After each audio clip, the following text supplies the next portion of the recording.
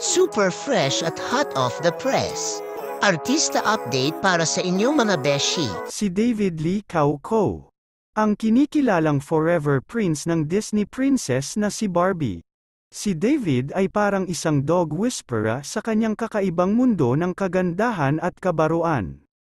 Kapag nakikita mo siyang kasama ang kanyang mga furry friends, parang siya ang nagiging king of the canine kingdom. Sa bawat pag-angat ng kanyang kilay, tila ba may enchanted na connection sa mga aso na nagpapakita kung gaano siya kamahal ng mga ito.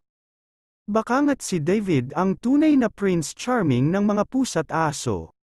At si Barbie Forteza ay tiyak na napaka-swerte sa kanyang mahiwagang karisma.